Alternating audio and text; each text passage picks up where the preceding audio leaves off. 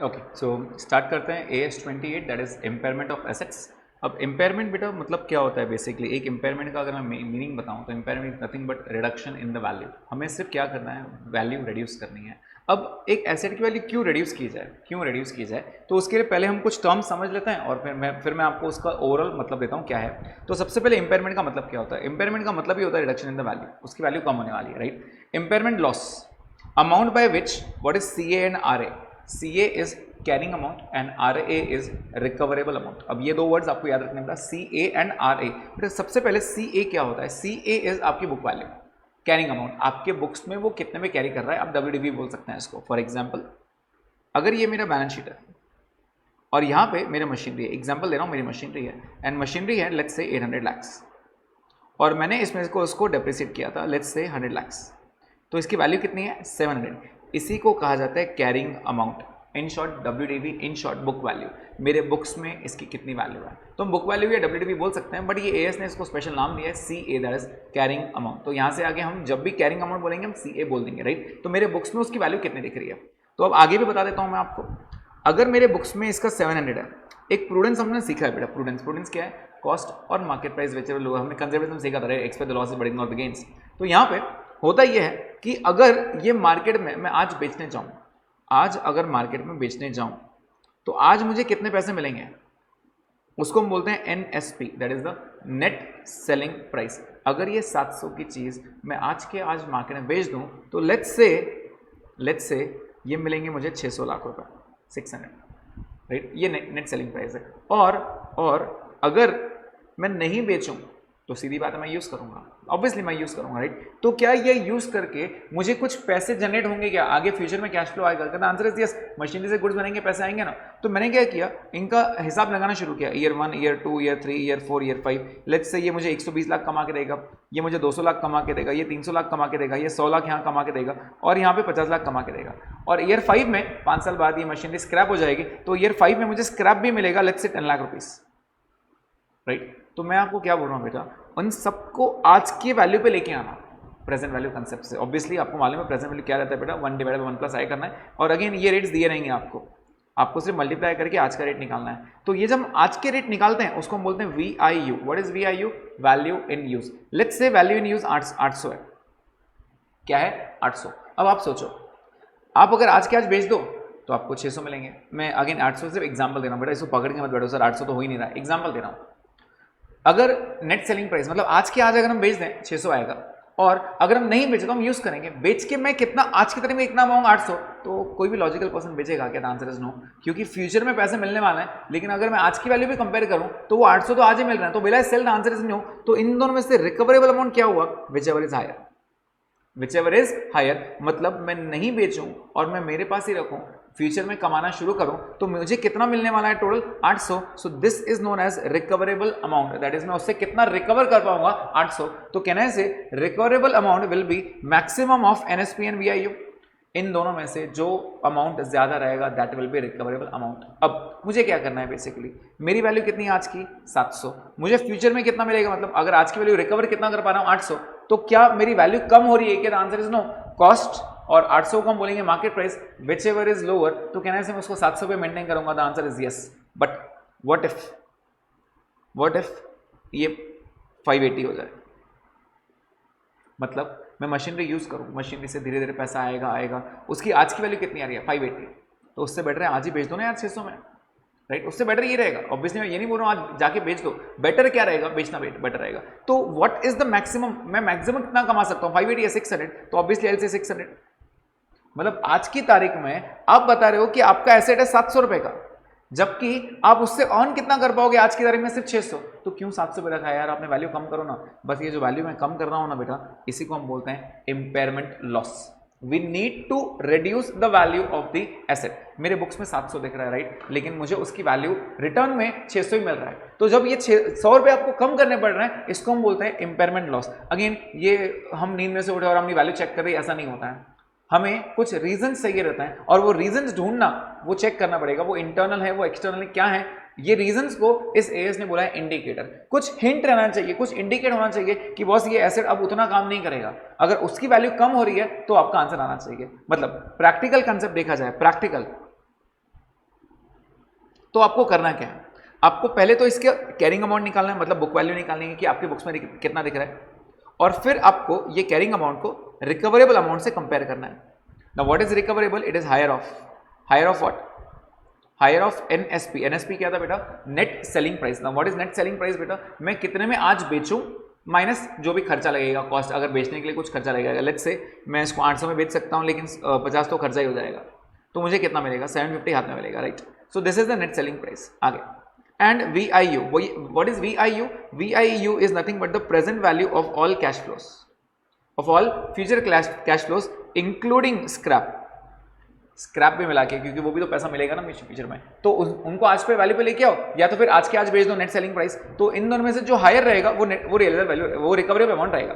तो यहाँ पे अगर ये 700 है और ये अगर 800 है तो मार्केट में मेरी वैल्यू ज्यादा है बॉस, तो इंपेयरमेंट की कोई जरूरत नहीं है। मतलब अगर ये 580 हो जाता है तो क्या मुझे वैल्यू कम करनी पड़ेगी? The answer is yes. कितना कम करना पड़ेगा? 120। ये 120 कैसे निकाला? कहने से आपने carrying amount minus recoverable amount किया, यस, और इसी को हम बोलते हैं impairment loss.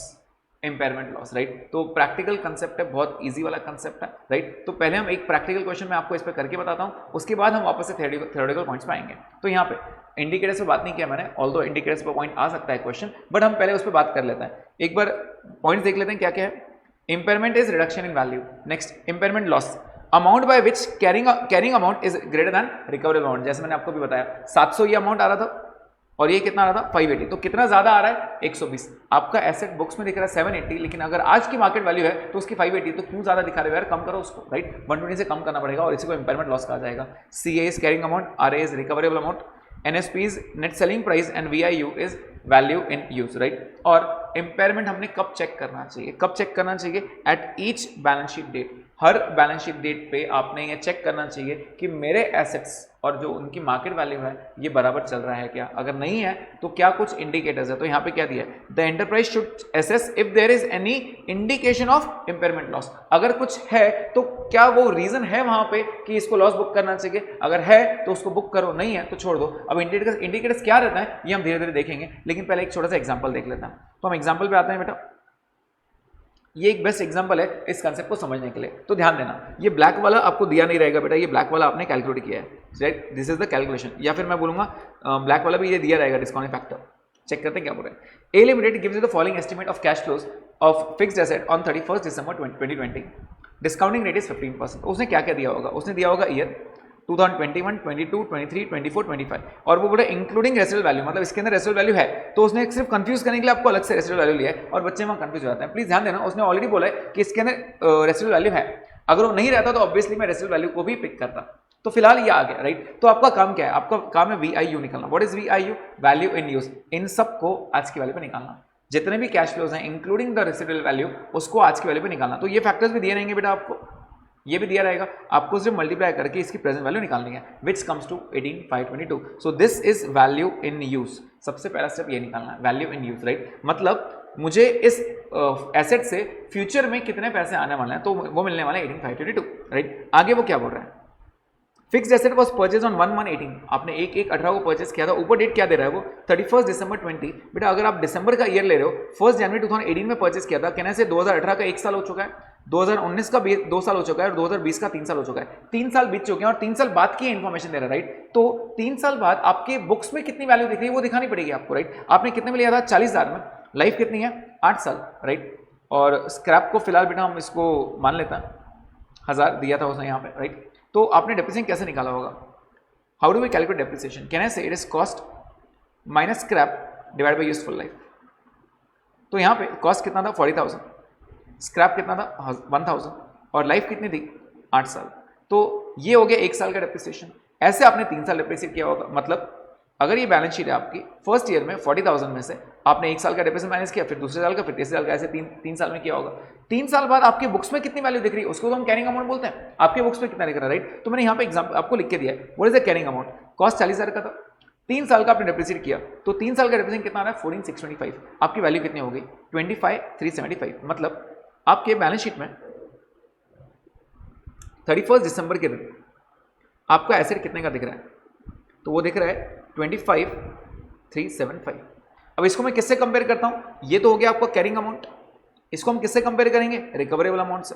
Now what is recoverable? Recoverable is higher of what? Higher of 2, या तो वैल्यू इन यूज या तो एनएसपी। वैल्यू इन यूज हमने निकाल लिया कितना? 18522। What is value in use बेटा? It is nothing but the present value of all the future cash flows including the scrap value. जो भी फ्यूचर में आपको पैसे मिलने वाले हैं उसको आज की वैल्यू लेके और डिस्काउंट फैक्टर दिया रहेगा, वैल्यूज भी दी रहेंगे, आपको सिर्फ मल्टीप्लाई करना है, राइट। दूसरा है NSP. What is NSP? That is the net selling price. ये भी आपको रेडीमेड दिया रहेगा, चेक करो, यहाँ पे दिया है बेटा। Net selling price as on 31 December is 20,000। मतलब यहाँ पे आपको नेट सेलिंग प्राइस कितना दिख रहा है? 20,000। हो गया आपका आंसर बेटा। तो इन दोनों में से what is recoverable? Can I से विच एवर इज हायर? तो मेरा रिकवरेबल अमाउंट कितना आ गया? 20,000। रिकवरेबल अमाउंट कितना आ गया? 20। तो क्या मेरे बुक्स में एसेट 25 पे दिख रहा है? यस। और मुझे मार्केट में आज कितना मिलेगा? सिर्फ 20,000।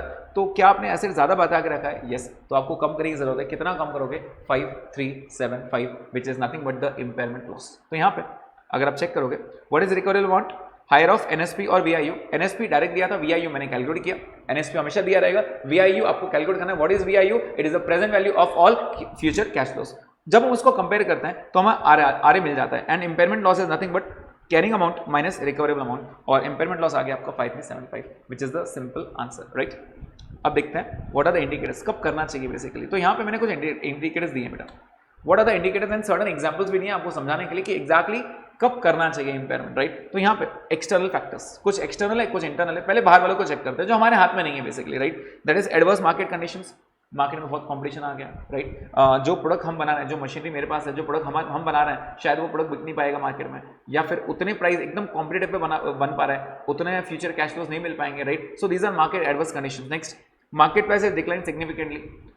लेट्स से ये पेन बनाता हूँ मैं, ये पेन नॉर्मली मैं पहले 20 में बेचता था, लेकिन आज ये नॉर्मली यही पेन, मतलब इसी टाइप का पेन मार्केट में शायद 12 में मिल रहा है, शायद मैं सर्वाइव नहीं कर पाऊंगा उसका। तो ये this is external conditions, right. Next, changes in demand and technology. ये पेन बिकना ही बंद हो गया, या ये पेन का डिमांड एकदम से कम हो गया अचानक से, राइट। और या फिर टेक्नोलॉजी ऐसे आ गई कि इसकी बहुत अच्छे पेन बहुत सस्ते भाव में मिल रहे हैं, ये टेक्नोलॉजी आ गई है। तो ऑब्वियसली इसका जो मेरी मशीनरी है उसकी वैल्यू तो घट गई बॉस, राइट। ये मेरे हाथ में नहीं है, ये सब मार्केट से चल रहा है बाहर। Next, changes in government regulations. Government ने बोल दिया भाई इस टाइप का पेन में जो प्लास्टिक लगता है वो बहुत पॉल्यूशन वाला है, एग्जांपल दे रहा हूं, तो वो बैन हो जाएगा। तो ऑब्वियसली मैं ये पेन में कैसे बनाऊंगा? There are lot of government restrictions, right. तो उसकी वजह से अगर कुछ रेगुलेशंस आते हैं वो भी एक एक्सटर्नल इंडिकेटर है। Next, carrying amount of net assets is more than market capitalisation. मतलब क्या? सबसे पहले मार्केट कैपिटलाइजेशन क्या होता है बेटा? जो लेट्स से ये बैलेंस शीट है, यहाँ पे एसेट्स हैं, टोटल एसेट्स, राइट। एसेट्स हैं लेट्स से 10 लाख रुपए, 10 लाख। मेरे लाइबिलिटीज हैं लेट्स से 6 लाख रुपए। तो सीधी बात है मेरा इक्विटी कितना हो गया? 4 लाख। मतलब अगर मैं बोलूँ equity, so it is 40,000 shares of tape. Ideally मेरे बैलेंस शीट टैली हो रहा है, राइट। अब मैं आपको बोल रहा हूँ व्हाट इज मार्केट कैपिटलाइजेशन, इसकी मार्केट में वैल्यू कितनी है? इसकी मार्केट में वैल्यू कितनी है? अगर 40,000 इंटू 12 है तो कहने से ज़्यादा है, द आंसर इज यस, ज़्यादा है, राइट। और अगर कम रहता है तो वो मेरे लिए इंडिकेटर बन जाता है लॉस का। अगर मेरा मार्केट में वैल्यू कम होते जा रही है तो मेरे एसेट की वैल्यू कम होनी चाहिए ना, राइट। तो यही बोलता रहा है कि अगर आपका carrying amount of net assets is more than capitalisation, अगर आपके एसेट्स लेट्स से एसेट्स कितना है? 4 लाख, और इसकी वैल्यू 8 रुपये हो जाती है, तो ये वैल्यू तो 3,20,000 हो गई यार। मतलब आपकी मार्केट में जो मार्केट कैपिटलाइजेशन वो 3,20,000, लेकिन आपके नेट एसेट्स कितने दिख रहे हैं? 4 लाख। आपके नेट एसेट्स ज्यादा दिख रहे हैं, तो it is also one of the indicator कि आपका कैपिटलाइजेशन कम होते जा रहा है, राइट। अगेन अगर ये 12 रुपये होता है बेटा तो ये इंडिकेटर नहीं होता, it is a good capitalisation, right. अगर मतलब it is a actual market capitalisation ज्यादा है तो आपकी अच्छी बात है ये, तो ये इंडिकेटर नहीं है कम करने का, right. Next, interest rates have increased. Market में आपने लोन लिया था बेटा, लोन लिया था तो अब ज़्यादा ब्याज देना पड़ेगा, ज़्यादा ब्याज देना पड़ेगा, आपको नुकसान होगा, राइट। तो ये जो मशीनरी से पैसे आने वाले हैं, या फिर जो डिस्काउंटिंग फैक्टर रहेगा, डिस्काउंटिंग फैक्टर, ये डिस्काउंटिंग फैक्टर वो ब्याज, वो इंटरेस्ट रेट से आप डिस्काउंट करोगे, राइट। तो ऑब्वियसली वो वैल्यू कम हो जाएगी, तो इसकी वजह से this is also one of the factor. Again ये these are all external factors, मतलब क्या? इस पर आपका कोई कंट्रोल नहीं था। नेक्स्ट, इंटरनल फैक्टर्स, इस पे पॉइंट्स आ सकते हैं बेटा, what are the external and what are the internal factor indicators of impairment. तो आपको सिर्फ ये वर्ड्स लिखने हैं बेटा। Adverse market conditions, market price has decline significantly, changes in demand, changes in government regulations, the market capitalization that is the current carrying amount of assets is more than the market capitalization, or interest rates have increased. These are 5 to 6 reasons, right। और भी कुछ बहुत रह सकते हैं, मैंने कुछ लिखे हैं यहाँ पे। Internal, that is a physical damage. Let's say मेरी मशीनरी इंटरनली डैमेज हो चुकी है, या फिर कोई मेजर पार्ट उसका खराब हो चुका है, या फिर शॉक आग लग गई या कुछ हो गया, ऐसे कुछ next, poor economic conditions and entity has restructuring plans, वो सोच रहा है कि मैं ये बेच दूंगा सब पुराना, अब नया लूंगा। अब अगर वो बेच देगा तो सीधी बात है वो यूज़ नहीं कर रहा है, उसकी वैल्यू ऑटोमेटिक कम हो गई, राइट। तो यहाँ पे ये कुछ रीजंस हो सकते हैं। अगेन इंटरनल पे इतना जोर नहीं रहता बेटा, लेकिन एक्सटर्नल पे बहुत जोर रहता है, राइट। अगेन एक्सटर्नल पे भी इंपॉर्टेंट पॉइंट्स क्या क्या रहेंगे मैं आपको बता दूँ, एक ये करंट एसेट्स वाला और एक इंटरेस्ट वाला, राइट। प्लीज ध्यान देना, अगर ये डिक्रीज होता है तो this is a good indicator, और अगर मार्केट कैपिटलाइजेशन भी बढ़ा है तो this is also good indicator. मतलब क्या, आपको इंपेयरमेंट करने की जरूरत नहीं है। Next, impairment loss is to be adjusted first against evaluation reserve. मतलब अगर आपने सोचो एग्जांपल, लेट्स से ये आपका बैलेंस शीट है और ये आपका मशीनरी है 800 800 है, ठीक है। इस पे आपने कभी तो भी रिवैल्यूएशन रिजर्व बनाया होगा। अब रिवैल्यूएशन रिजर्व अलाउड है क्या, AS10 अलाउ करता है आपको, राइट। AS10 अलाउ करता है। लेट्स से आपने फ्यूचर 2 साल पहले उसकी वैल्यू हुई थी मशीनरी की 600, आपने उसको ऐड रिवैल्यू किया था क्योंकि मार्केट में ये मशीनरी की वैल्यू बढ़ गई थी। एग्जांपल दे रहा हूँ, 200 रुपये बढ़ गए थे, क्या रिवैल्यूएशन अलाउड है? The answer is yes, but through revaluation reserve. तो आपने यहाँ पे 200 का रिवैल्यूएशन रिजर्व बताया, राइट। अब ये होगी 2 साल पहले की बात। आज की लेट्स से इसमें कोई डेप्रिसिएशन नहीं लगाते हैं, एक एग्जांपल समझाने के लिए। तो मेरे बैलेंस शीट में आज क्या दिख रहा है, तो मेरे बैलेंस शीट में आज मशीनरी दिख रहा है 600 और 800, और रिवैल्यूएशन रिजर्व दिख रहा है कितना, 200। ये मैं ऑलरेडी कर चुका हूँ। फिर मैंने, जैसे मैंने आपको बताया, हर बैलेंस शीट डेट पे चेक करते हैं, तो मैंने इसका रिकवरेबल अमाउंट निकाला। ये तो कैरिंग अमाउंट हो गया, मैंने इसका रिकवरेबल अमाउंट निकाला। Recoverable amount is higher of what, VIU and NSP, net selling price. अगर आज की तरह भी बेच दूं या फिर आज की प्रेजेंट वैल्यू निकाल लूं, तो इन दोनों में से जो भी हायर आया, लेट्स से वो आया 630, तो क्या इंपेयरमेंट की जरूरत है? The answer is yes. आप वैल्यू 800 दिखा रहे हो यार, उसकी वैल्यू आज की 630 ही मिलने वाली है, तो 170 का लॉस हुआ। तो ये 170 लॉस क्या आप PL के डेबिट में बुक करोगे? द आंसर इज नहीं। आपने इसमें से 170 माइनस करना है, बट क्या आपने रिजर्व बना के रखा था? यस, तो आपने रिजर्व माइनस करना है, पहले आपने रिजर्व माइनस करना, PL डेबिट में नहीं जाओगे। लेकिन अगर मैं आपको बोलूं कि इसकी वैल्यू 580 हो गई, तो आपने इसको 220 से कम करना है, क्योंकि 800 को 580 करने के लिए 220 कम करना पड़ेगा, तो ये तो 580 हो जाएगा। लेकिन इसमें से आपके पास कितना है? सिर्फ 200 ही है, तो क्या बाकी की 20 आपको PL डेबिट में डालने पड़ेगी लॉस बोल के? The answer is yes. बस यही होता है बेटा इंपेयरमेंट यही होता है। अगर रिवैल्यूएशन रिजर्व बनाया है तो पहले वो रिवैल्यूएशन रिजर्व यूज करो ना। रिवैल्यूएशन रिजर्व मतलब क्या, आपने कभी तो भी उसकी वैल्यू ज्यादा बढ़ाई थी, राइट। अब उसकी वैल्यू कम कर रहे हो, तो जो रिजर्व है उसको कम करो ना पहले। तो पहले वो रिजर्व कम होगा, उसके बाद अगर कुछ बचता है तो आप PL डेबिट में जाओगे। Next, if value in use is nil, मतलब आपका उसको यूज कुछ आने वाला नहीं, फ्यूचर कैश फ्लोज निल आ रहा है, and no scrap value, scrap भी नहीं मिलने वाला है। Also there is cost of disposal, मतलब भंगार का भाव तो मिल नहीं रहा है, उल्टा निकालने के लिए आपको पैसे देने पड़ेंगे, और आपने अभी तक निकाला नहीं है। तो क्या ये पैसे निकालने को, मतलब लेट्स से मैंने मशीनरी, ये मशीनरी एकदम जीरो हो गई, कुछ यूनिट्स बन नहीं रहे हैं, ये पेन बन नहीं रहा है उससे, राइट। मतलब फ्यूचर कैश फ्लो तो कुछ आने वाला नहीं है। ऑल्सो क्योंकि बन नहीं रही है, उसका भंगार वैल्यू कुछ जीरो है, मतलब स्क्रैप जीरो आ रहा है। प्लस अब क्योंकि मैं बेच नहीं पाऊंगा, कोई लेने को रेडी नहीं है, राइट। VIU जीरो आ गया, रिकवरी अमाउंट नील है क्योंकि कोई लेने को रेडी नहीं है। उल्टा ये मशीन को यहाँ से निकालने के लिए दूर बाहर, मेरी मशीन फैक्ट्री से बाहर निकालने के लिए 1 लाख रुपए खर्च आ रहा है, क्या मैं 1 लाख को लाइबिलिटी मान सकता हूँ? Answer is yes. The enterprise can reckon this as liability if and only if it is required by another AS। अगर कोई AS के हिसाब से, जैसे AS10 बोलो या AS29 बोलो, उसके हिसाब से अगर आपको प्रोविजन बनाना अलाउड है, तो आप वो 1 लाख रुपए लाइबिलिटी अभी से मांग के बना सकते हो, उसकी प्रोविजन बना सकते हो, राइट। नेक्स्ट, कुछ इंडिकेटर्स हैं कि वो आपको समझ में आ रहा है कि ये जरूरी है या नहीं है, तो चेक करते हैं। कैरिंग अमाउंट इन बुक्स से 640, मतलब आपके बुक्स में आपका एसेट कितना दिख रहा है? 640, बैलेंस शीट में 640 दिख रहा है। एसेट आर 2 years ओल्ड, मतलब 2 साल पहले मैंने परचेस किया था। प्रेजेंट मार्केट वैल्यू 600 lakhs, बेटा आज की मार्केट वैल्यू कितना दिख रहा है उसको? 600। क्या आपकी वैल्यू कम हो रही है?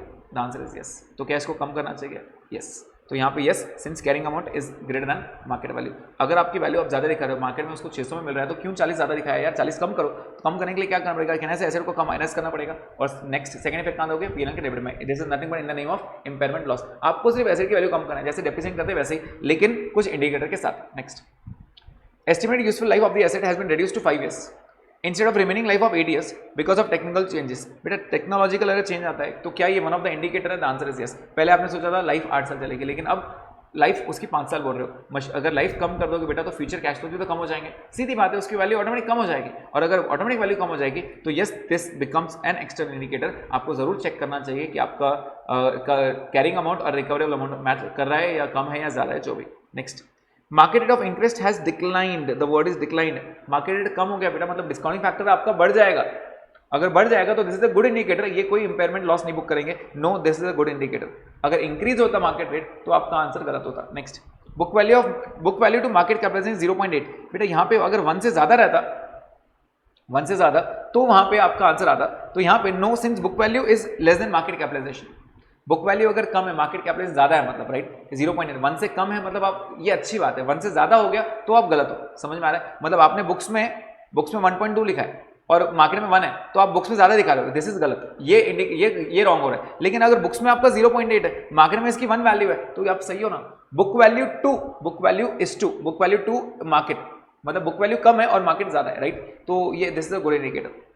Next, A limited is having a paid up capital of 5 crore shares, 5 crore shares है मार्केट में उसके, right? Share is being quoted at ₹8, लेकिन मार्केट में उसकी वैल्यू 8 रुपये चालू है। Total assets of the company are 100 crore and external liabilities are 25 crore. अगर आप देखोगे बेटा एग्जांपल, तो आपके नेट एसेट्स कितने आ रहे हैं? 75 करोड़। नेट एसेट्स कितने आ रहे हैं? 75। कैसे? 100 करोड़ के एसेट्स हैं, 25 करोड़ की लायबिलिटी है, 100 माइनस 25 इज 75, तो 75 करोड़ के तो एसेट हो गए। मार्केट कैपिटलाइजेशन कैसे निकालते हो बेटा? जितने भी आपके नंबर ऑफ शेयर्स हैं इनटू, मैंने ऊपर बताया आपको मार्केट रेट कितना चल रहा है? 8 रुपये, मतलब 40 करोड़। बेटा एसेट्स आपके मार्केट वैल्यूएशन से ज्यादा है, तो यस द आंसर इज, आपका इंडिकेटर तो बन रहा है बॉस, एक्सटर्नल इंडिकेटर जो हमने ऊपर देखा था। If net assets are greater than market capitalization it is an indicator, आपको वैल्यू तो कम करनी पड़ेगी, क्योंकि आपने एसेट्स दिखाए 75 के, जबकि आपकी मार्केट वैल्यू कितनी है? सिर्फ 40, क्यों ज्यादा दिखा रहे हो आप, right? So this is also one of the indicator कि आपने इंपेयरमेंट लॉस बुक करना चाहिए, right? Okay, next,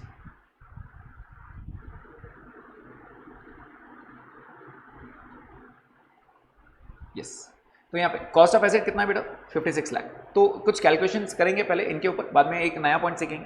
cost of the asset is 56, useful life 10 years, scrap nil, तो इसके हिसाब से डेप्रिसिएशन तो आ जाएगा बेटा, राइट? आगे करंट कैरिंग अमाउंट, अब अगर करंट दे दिया बेटा तो ये इसकी जरूरत नहीं है, करंट दे दिया तो इसकी जरूरत नहीं है। करंट कैरिंग अमाउंट कितना है? 27.3, मतलब मेरा बुक्स में इसकी वैल्यू कितनी दिख रही है? बैलेंस शीट में इसका कैरिंग अमाउंट कितना दिख रहा है? 27.3, राइट? आगे useful life remaining 3 years, recoverable amount भी उसने दे दिया डायरेक्टली 12 लाख रुपए। कितना दे दिया रिकवरेबल अमाउंट? 12 लाख रुपए। मतलब क्या वैल्यू कम करने की जरूरत है? यस, वैल्यू कम करने की जरूरत है। कितना? 15.3, ये तो इजी हो गया। कैरिंग अमाउंट दिया है, रिकवरेबल अमाउंट दिया है, मतलब आपको कुछ निकालने की जरूरत नहीं पड़ी, आपको डायरेक्टली दिया 15.3, राइट? मतलब क्या ये 15.3 यहां से माइनस करके पीएल डेबिट में जाना चाहिए? The answer is yes. लेकिन एक एक्स्ट्रा पॉइंट आ गया बेटा, क्या?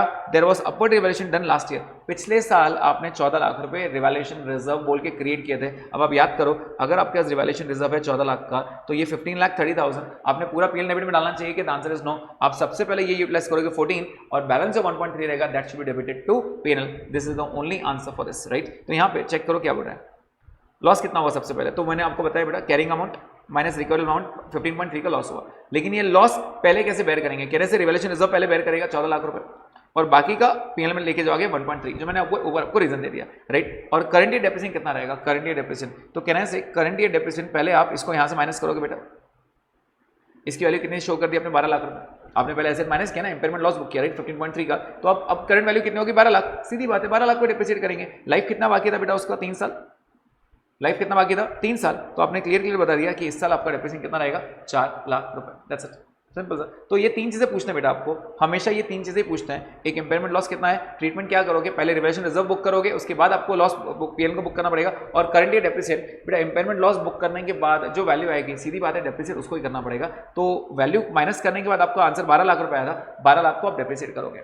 तो इस एएस में बेसिकली क्या चल रहा है? तो इस एएस में आपको सिर्फ 2 वैल्यू कंपेयर करनी है, carrying amount and recoverable amount, इन दोनों कंपेयर करो। अगर मेरा कैरिंग अमाउंट ज्यादा है और मार्केट में रिकवरी कम हो रहा है तो आपको लॉस बुक करना है, बस यही पॉइंट रहने वाला है इसके अंदर, राइट? नेक्स्ट, तो ये एक एग्जांपल था उसके अंदर। Next important point is CGU, one of the important point. CGU, what is CGU? CGU is cash generating unit. Now what is CGU basically? तो बहुत सिंपल सा रूल है। CGU में उन्होंने क्या डिफाइन किया है, एक लेट्स से एक मॉल है, एक मॉल में अर्न करने के लिए मेरे पास थिएटर है, मेरे पास गेम जोन है, राइट? मेरे पास फूड कोर्ट है। तो अगर यहाँ पे मैं एक एक को इंपेयर करूँ, जैसे अगर मैं आपको बोलूँ कि फूड कोर्ट को अलग ऐसे अलग मान लो, थिएटर को अलग मान लो, तो यहाँ पे इसको अलग अलग मानना अलाउड नहीं है। क्यों? क्योंकि अगर मॉल नहीं रहता तो ये इंडिविजुअल जनरेट नहीं कर सकते, ये इंडिविजुअल इनकम जनरेट नहीं कर सकते थे। ये एक मॉल है तभी लोग आ रहे हैं, मॉल है तभी फुटफॉल ज्यादा है, राइट? तो होता है ना कि गेम जोन गए तो गेम जोन भूख लग रही है तो हम फूड कोर्ट में भी चले गए, मतलब अगर गेम जोन नहीं होता तो फूड कॉर्नर नहीं कर सकता था। That means they are depend on each other, right. अगर वहां पे आप थक जा रहे हो, उसके बाद आपको भूख लग रही है और आप खाना खाने जा रहे हो, that means they are dependent on each other, right. यहाँ पे इंडिविजुअल अर्निंग कैपेसिटी कम हो रही है, और अगर इंडिविजुअल हो जाता है तो उनको इंडिविजुअल एसेट नहीं माना जाता है, उनको सीजीयू माना जाता है। मतलब पूरे मॉल को आप इंपेयरमेंट कर सकते हो, एक एक एसेट की वैल्यू कंपनी कर सकते हो। तो यहाँ पे पूरे मॉल की इनकम जनरेट होगी और पूरे मॉल को सीजीयू बोला जाएगा, that is cash generating unit. Mall है तो ये जनरेट कर पा रहे हैं, अगर मॉल नहीं होता तो इंडिविजुअल शायद ये जनरेट कम कर सकते थे या नहीं कर सकते थे, राइट। तो उस टाइम पे उसको सीजीयू बोला जाता है। तो what is CGU? A CGU is the smallest group of assets that generates cash inflow from its use, which are largely independent of cash flows from other assets और group of assets। तो यहाँ पे ये definition बेटा learn कर लेना, जब भी CGU पे पॉइंट आया ये डेफिनेशन आपको लर्न करना है, ठीक है। अब CGU के मैंने कुछ एग्जांपल्स दिए, एक बार नोट करते जाइए क्या है।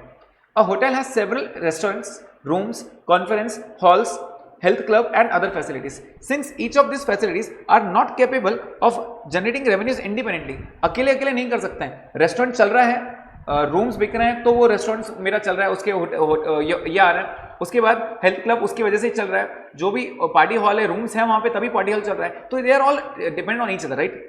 The entire hotel and not the individual facilities would be treated as CGU। पूरे होटल को CGU माना जाएगा, ना कि रूम्स को, ना कि रेस्टोरेंट्स को, ना कि कॉन्फ्रेंस हॉल को, राइट, ना कि हेल्थ क्लब को। इनको अलग अलग नहीं माना जाएगा, पूरे होटल को एक CGU माना जाएगा। Next, a huge multiplex has a bowling alley, theatres, hotel, अभी इसका एग्जांपल मैं दे चुका हूं, shopping mall etcetera. Since each of this facilities are not capable of generating revenues independently, the entire multiplex and not the individual units would be treated as CGU. तो यहाँ पे आपको बहुत बार ये क्वेश्चन बोलेंगे कि ये इंडिविजुअल इंपेयर कर सकते हैं नहीं कर सकते हैं। तो अगर आपका सीजीयू है, मतलब आपको सीजीयू पे पॉइंट रहेगा तो ही आप उसको इंपेयर कर सकते हो, नहीं तो इंपेयरमेंट करना अलाउड नहीं है। नेक्स्ट, तीसरा एग्जाम्पल देख लेना।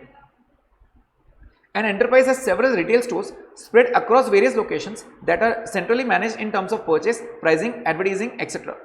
आपने क्या किया, इनको अलग अलग रखा है।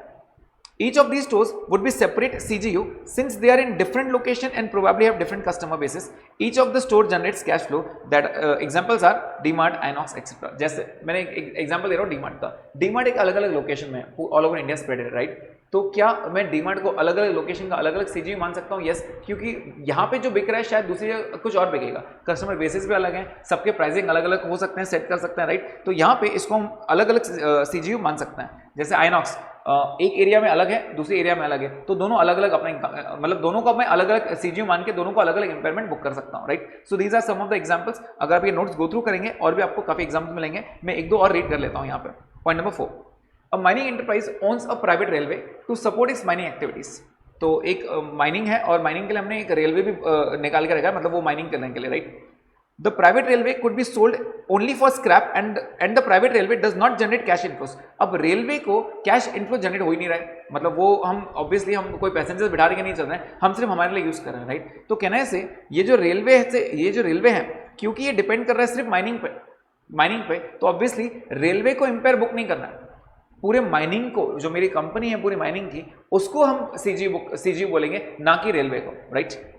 तो यहाँ पे अगर मैं आगे रीड करूं, and the private railway does not generate cash flows from continuing use, it is not possible to estimate the recoverable amount of the private railway. Therefore, the enterprise should estimate the recoverable amount of the CGU to which the private railway, that is the mine as a whole, पूरे mine को whole मानना है, मतलब उसको CGU मानना है। यहाँ पे आप रेलवे को एक एसेट बोल के कम नहीं कर सकते हो। आप ये नहीं बोल सकते हो सर मैंने रेलवे में 10 लाख रुपए खर्चा किया, उसकी आज की मार्केट वैल्यू सिर्फ 1 लाख रुपए, 9 लाख बुक करो, नहीं, आपने ये खर्चा क्यों किया? माइन की वजह से। तो माइन को चेक करो, माइन को इंपेयर करने की जरूरत है क्या? अगर माइन को करने की जरूरत है तो ही आप इसको इंपेयरमेंट बुक करोगे, नहीं तो नहीं।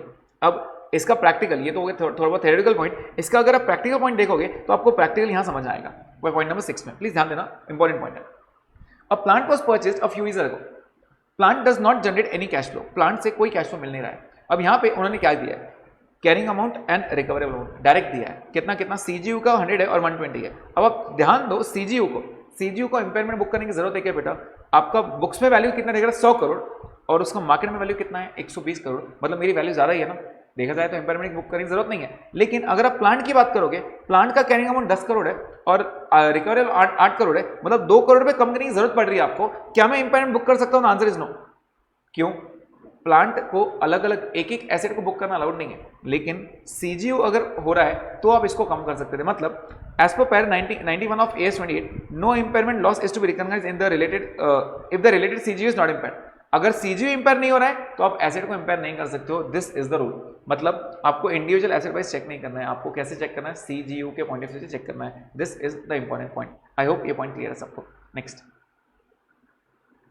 अब छोटे एग्जांपल्स जहाँ पे बच्चे कंफ्यूज होते हैं, मैंने वो भी इंट्रोड्यूस करके रखे हैं, प्लीज ध्यान देना। क्या है, बैलेंस शीट में माइन ऑन लीज दिख रहा है 80 करोड़, मतलब 80 करोड़ दिख रहा है, और प्रोविजन फॉर रिस्टोरेशन। हुआ ऐसा था कि मैंने जो लीज पे लिया था उन्होंने क्लियर बोल के रखा था कि आप जब माइनिंग करोगे, ऑब्वियसली मैंने माइनिंग करेंगे तो माइनिंग के लिए वो पूरी प्रॉपर्टी डिस्ट्रॉय हो जाएगी, राइट। तो उन्होंने बोला था कि ये वापस से ठीक करके देना है आपने उसको पूरा लेवल करके देना है मुझे, तो इसके लिए ऑब्वियसली खर्चा लगेगा। तो वो खर्चे का मैंने प्रोविजन पहले से बना के रखा था, कितना, 10 करोड़ रुपए। मतलब क्या मैंने 10 करोड़ का नुकसान मांग के चला है प्रेजेंट वैल्यू पे? The answer is yes. 10 lakh का पहले से नुकसान मांग के चला मैंने, मतलब देखा जाए तो मेरी 80 लाख की 80 करोड़ की वैल्यू थी नहीं, मेरी वैल्यू 70 करोड़ है, क्योंकि 10 करोड़ का तो खर्चा मैंने मांग के चला है ना, राइट। तो यहाँ पे in this case the carrying amount of mine should be 70 crore and not 80 crore. बच्चे यहाँ 80 पे करते हैं और कंफ्यूज हो जाते हैं। सोचो अगर इसका रिकवरेबल अमाउंट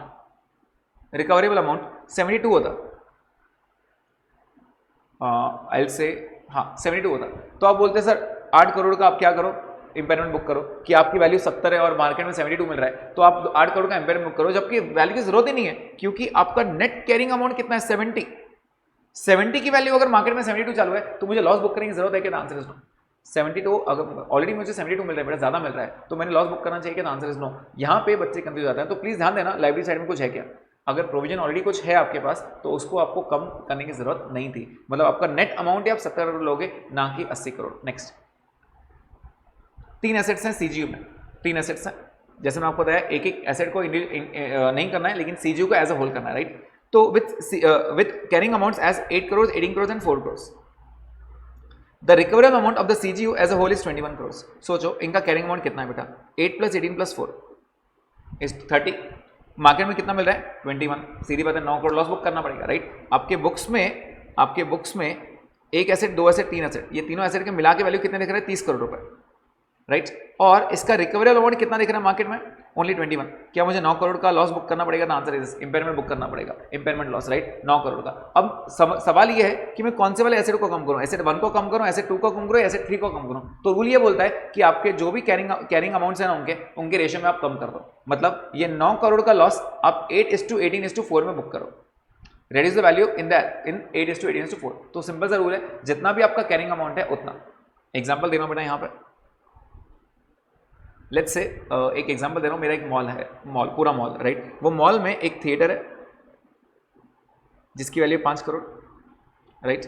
मेरे पास एक फूड कोर्ट है एग्जांपल जिसकी वैल्यू 3 करोड़, और मेरे पास एक गेम जोन है जिसकी वैल्यू 2 करोड़ रुपए। मतलब इनका कैरिंग अमाउंट कितना हो गया? टोटल कहने से मेरे बुक्स में 10 करोड़ दिख रहा है, आंसर इज यस, 10 करोड़ दिख रहा है।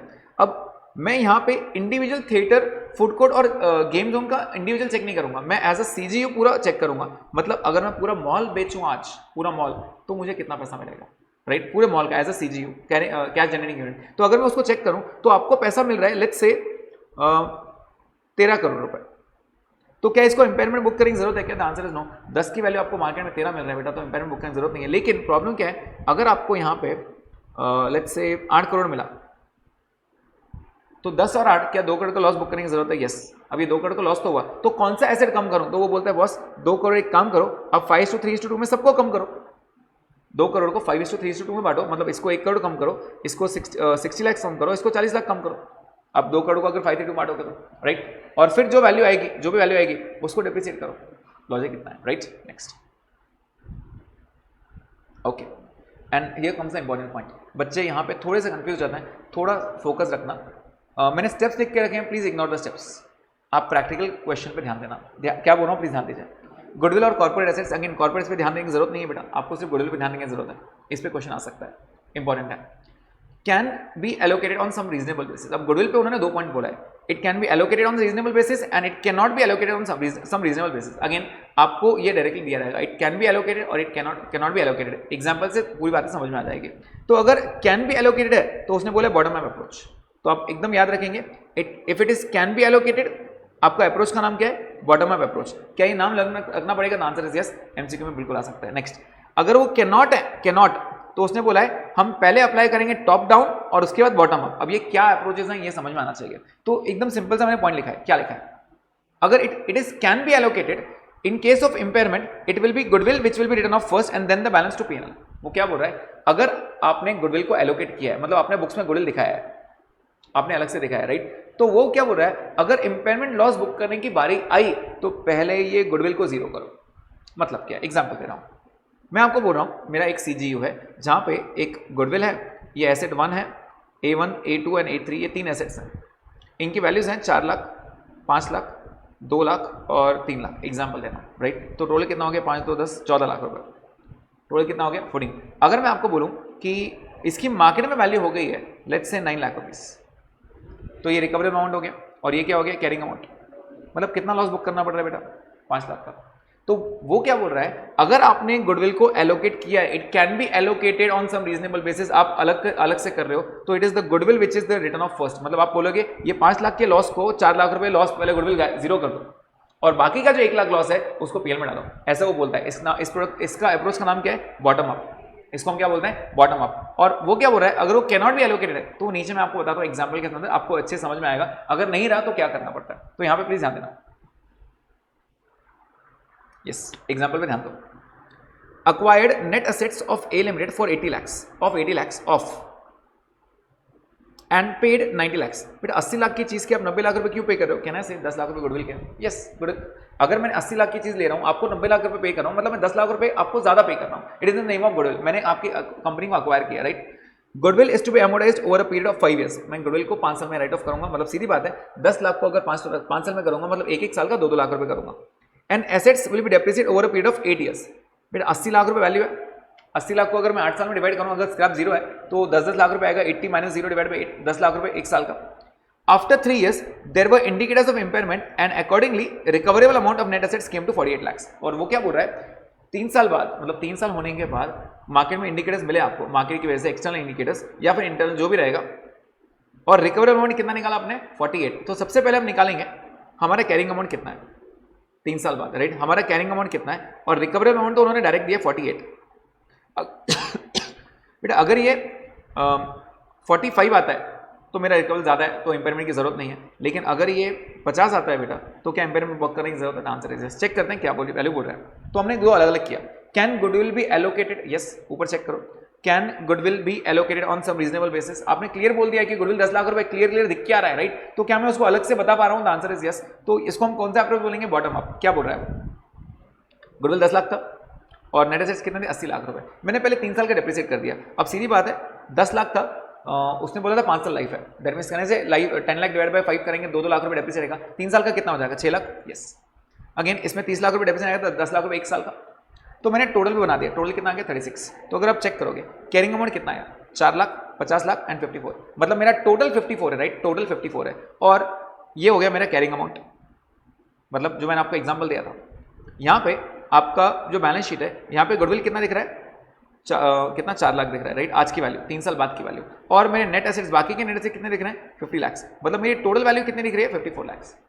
ये 54 मुझे मार्केट में कितना मिल रहा है रिकवरेबल, सिर्फ 48, मतलब क्या 6 लाख का लॉस हो रहा है, यस 6 लाख का लॉस हुआ है। तो ये 6 लाख रुपए लॉस में P&L डेबिट में निकालूंगा। मैं बोलूंगा पहले गुडविल को जीरो करो, first utilise this amount to write off goodwill entirely, और बाकी के 2 लाख रुपए आप एसेट से कम कर सकते हो। मतलब इसको मैं ये 4 लाख को जीरो कर दूंगा। ये इंपेयरमेंट होने के बाद मेरी बैलेंस शीट कैसे दिखेगी, goodwill will be zero and मेरे नेट एसेट से मैं कितना राइट ऑफ कर रहा था 2 लाख रुपए, मतलब 48 दिखाऊंगा, दैट इज, इसको ही बोलते बॉटम अप। तो नाम आपको शायद लर्न करना पड़ेगा, but was it goodwill can be allocated separately, the answer is yes. अगर आप उसको अलग से सेपरेट रीजनेबल बेसिस पर अलग अलग कर सकते थे तो ये आंसर बिल्कुल सिंपल सा था, राइट। तो आपका डायरेक्ट आंसर आ गया। तो अगर आप देखोगे 6 लाख का लॉस था, 6 लाख के लॉस में से मैंने गुडविल को पूरा 4 लाख दे दिया और एसेट को 2 लाख लॉस बुक किया। गुडविल मेरा जीरो हो गया और मेरा एसेट कितना हो गया 48। This was the approach. I hope you want clear. Next, okay please ध्यान दीजिए। ए limited has 3 CGUs with fair values of assets of these units in 3:2:1। उनके फेयर वैल्यूज कौन से रेशियो में 3:1 में for ABC respectively.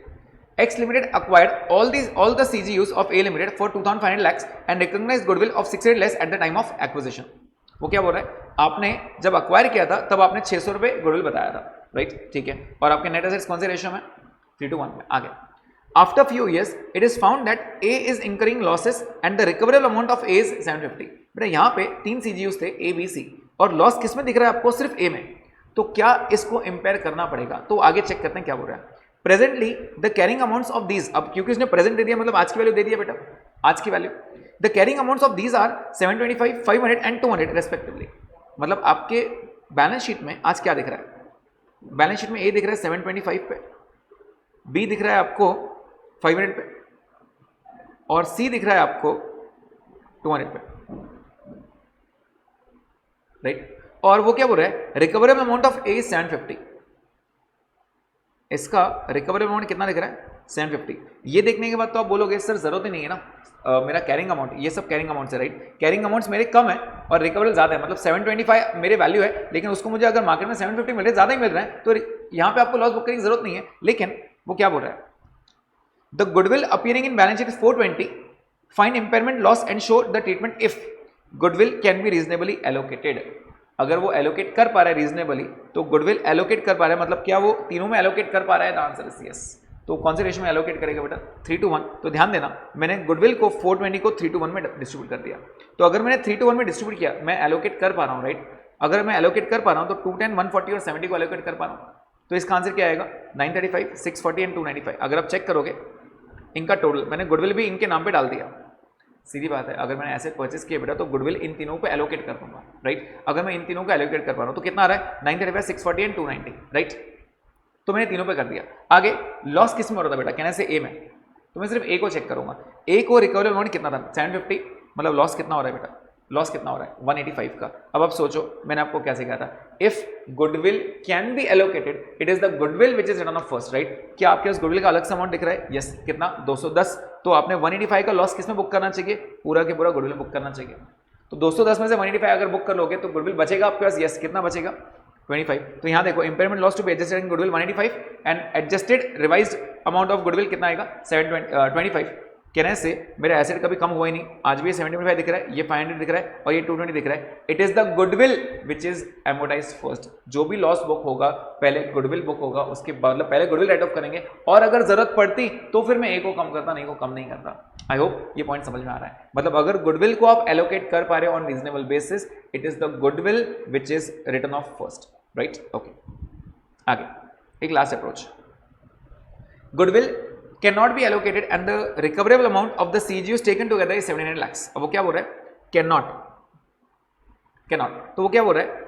Apply bottom up test. वो क्या थे? बॉटम अप टेस्ट क्या थे?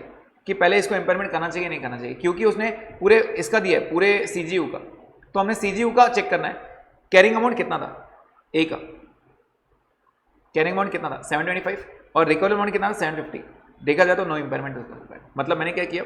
सिर्फ ए को चेक किया एक्सक्लूडिंग गुडविल, राइट। अब वो क्या बोल रहा है? Application of the top down. मतलब क्या? आपने क्या किया? गुडविल को एलोकेट नहीं किया। एलोकेट नहीं किया मतलब कहने से अलग अलग बताया बेटा। तो टॉप डाउन टेस्ट कैसे करेंगे? A, B, C and goodwill. Goodwill को मैंने अलग से शो किया। पहले हमको कैरिंग अमाउंट लिख दिया तीनों का, वही एग्जांपल देखा ना। पहले मैंने क्या किया था? 420 इन तीनों में बांटा था, इन तीनों में रेशियो बढ़ा था 3:1 में। अब वो बोल रहा है इन तीनों को एलोकेट नहीं कर पा रहा है, एलोकेट नहीं कर पा रहा है। तो मैंने क्या किया? इन सबको टोटल निकाल लिया और पूरे CGU का, ए की बात नहीं कर रहा हूं, पहले मेरे पास क्या था? ए का आंसर था, राइट। लेकिन मैं क्या बोल रहा हूं, अब पूरे CGU का कितना आंसर है? 1700। अगर 1700 आ रहा है बेटा, तो मुझे कितना लॉस बुक करना पड़ेगा? 165। मेरा कैरिंग अमाउंट 1865 है। मतलब मेरा बैलेंस शीट में अब चार चीजें दिख रही हैं, गुडविल A, B, C, इन सबको मिला के कितना दिख रहा है? 1865। और ये गुडविल मैं इनमें एलोकेट नहीं कर पा रहा हूं, उसने क्लियर बोला it can not be allocated, right. 1865 और मेरा रिकवरेबल अमाउंट पूरे सबका मिला के कितना आ रहा है? 1700, राइट। पहले रिकवरेबल अमाउंट अलग से दिया था, अब वो क्या बोल रहा है? रिकवरेबल अमाउंट पूरा टोटल का दे रहा है, राइट। तो क्या इंपेयरमेंट बुक करना चाहिए? यस। कितना? 165। क्या मेरे पास गुडविल है? यस। अगर आपके पास गुडविल है तो पूरा के पूरा गुडविल यूटिलाइज करो और गुडविल को ही राइट ऑफ करो, तो आपके पास रिवाइज अगेन ये सेम आएंगे सब और सिर्फ गुडविल कम होगा। This is the approach, this is the top down test. पहले हमने बॉटम अप किया, उसके टॉप डाउन किया। This is important, right. Next last point of this AS, reversal of impairment loss. Reversal कब करना है? When the indicators due to impairment loss। अब सबसे पहले हमने एक बार लॉस बुक किया। रिवर्सल का मतलब क्या होता है? एक बार लॉस बुक किया और ये लॉस फ्यूचर में आपको लग रहा है कि ये जो हमने सोच के लिया था, लेट्स से एक एग्जांपल, गवर्नमेंट ने बहुत रेस्ट्रिक्शन डाल दिया था। Was government regulation one of the important factor in external? The answer is yes. Government ने रेस्ट्रिक्शन डाल दिया कि इस एरिया में या ये वाला प्लास्टिक यूज नहीं करना है, ये एरिया में ये फैक्ट्री नहीं चलेगी, तो मेरी मशीनरी पूरी जीरो हो गई थी, राइट। वो उसने बोला था ये एरिया में नहीं करना। सोचो 2 साल बाद गवर्नमेंट चेंज हो गया और उसने पॉलिसीज रिलैक्स कर दी, उसने बोला नहीं नहीं यहाँ पे चलेगा, आप यहाँ पे बिल्कुल फैक्ट्रीज ओपन करो और यहाँ पे आप वो मशीनरीज यूज कर सकते हो वगैरह वगैरह, राइट। तो अगर मेरे पास सर्टेनिटी है दैट अब वो वापस रिवर्स नहीं होगा, तो जो मैंने लॉस बुक करके गया था क्या वो लॉस को वापस रिवर्स करना अलाउड है? The answer is yes. When the indicators due to which impairment had happened no longer exist then we can reverse impairment loss as follows. कितना लॉस बुक करेंगे, कितना रिवर्स करेंगे? Calculate carrying amount on the date of reversal. आज की value कितनी है मेरी market में? Next, calculate lower of the two recoverable and carrying amount had there been no impairment. सोचो अगर इंपेयरमेंट होता ही नहीं तो आपका लॉस कितना होता? इंपेयरमेंट होता ही नहीं तो लॉस कितना होता? Next, impairment to be reversed 1 - 2, इनमें से आपको जो भी रहेगा, जो लोअर रहेगा वो आपको रिवर्स करना है, उतना ही रिवर्स करना अलाउड है, उससे ज्यादा अलाउड नहीं है, राइट। तो ये इसके पॉइंट्स थे बेटा। Again, after the impairment loss has been reversed for the asset, it may also be reversed for goodwill if justified and the impairment loss has caused by a specific external event which will not recur। यहाँ पे ये important point था, not recur. Again वो क्या बोल रहा है, आप गुडविल को भी, जो आपने गुडविल राइट ऑफ किया उसको भी रिवर्स कर सकते हो, लेकिन ओनली इफ जस्टिफाइड। तो अगर प्रैक्टिकल क्वेश्चन में बाय चांस आ गया कि क्या हम गुडविल को भी रिवर्स कर सकते हैं, तो आप एक ही नोट डालोगे, goodwill if justified can also भी रिवर्स, बट अगर आपको रिवर्स करने की बारी आई तो आपने नोट लिख देना है it can not be justified, हम रिवर्स नहीं करेंगे, मतलब गुडविल को वापस बुक्स में शो नहीं करेंगे, ये लॉजिक है। मैंने आपको यहां पे बताया आज की वैल्यू पे आपका कैरिंग अमाउंट कितना है, first point. Second, lower of what? Recoverable amount and carrying amount had there been no impairment. और अगर आप ये बुक करोगे जो भी 1 - 2 आएगा उतना मैक्सिमम आप रिवर्स कर सकते हो, इससे ज्यादा रिवर्स करना अलाउड नहीं है, राइट। तो ये आपका आंसर आ गया बेटा। एंड रिवर्सल पॉसिबल है क्या? The answer is yes. तो रिवर्सल पे एक छोटा सा शॉर्ट नोट आते हैं बेटा, रिवर्सल पे मुझे लगता है प्रैक्टिकल क्वेश्चन देंगे। यहाँ पे प्रैक्टिकल क्वेश्चन वो सिर्फ 2 चीजों पे दे सकते हैं, एक वो VIU और NSP कंपेयर करने बोलेंगे आपको, जो आपके लिए एक्चुअल में इजी वाला क्वेश्चन हो जाता है। VIU और NSP से आपको क्या मिल जाता है? रिकवरेबल अमाउंट, इसको आप कंपेयर करोगे कैरिंग अमाउंट से, और अगर मेरे बुक्स में उसकी वैल्यू ज्यादा है तो मैं इसको कम करूंगा as an impairment loss. Impairment loss again वो रिवैल्यूएशन जरूर पॉइंट देंगे बेटा, अगर इंपेयरमेंट लॉस है तो पहले वो रिवैल्यूएशन रिजर्व यूज करो और बाकी का अमाउंट पीएनएल डेबिट में डालो, राइट। अगर रिवैल्यूएशन रिजर्व नहीं है तो पूरा के पूरा पीएनएल डेबिट में डाल सकते हैं। नेक्स्ट इंपॉर्टेंट पॉइंट आ जाता है आपका CGU का। CGU अगर है CGU तो CGU as a whole impair हो सकता है बेटा, इन इंडिविजुअल एसेट्स उसके हम चेक नहीं करेंगे, जैसे मैं ऊपर आपको प्लांट का एग्जांपल दिया था, CGU इंपेयर नहीं हो रहा है, लेकिन अगर एक एसेट इंपेयर करना पड़े तो उसको इग्नोर कर देंगे। CGU इंपेयर हो रहा है या नहीं हो रहा है वो चेक करेंगे, मतलब CGU का कैरिंग अमाउंट और CGU का आपका रिकवरेबल अमाउंट कंपेयर करेंगे, ना कि इंडिविजुअल एसेट का। और तीसरा इंपॉर्टेंट पॉइंट आता है आपका गुडविल का, bottom up and top down, right. ये मैंने आपको अप्रोच दिया है, top down and bottom up कैसे कैसे करना है ये भी आपको समझाया बेटा। एक बार सिर्फ ये क्वेश्चंस गो थ्रू करोगे तो आपको समझ में आना शुरू हो जाएगा, राइट। तो आई होप ये ASB आपका अच्छे से हो जाए। एंड प्रैक्टिकल क्वेश्चंस पे सिर्फ 2 ही क्वेश्चन आएंगे, एक वो गुडविल वाला और एक VIU और NSP वाला, और वो आप बहुत इजीली कर लोगे। इसको यहाँ स्टॉप करते हैं।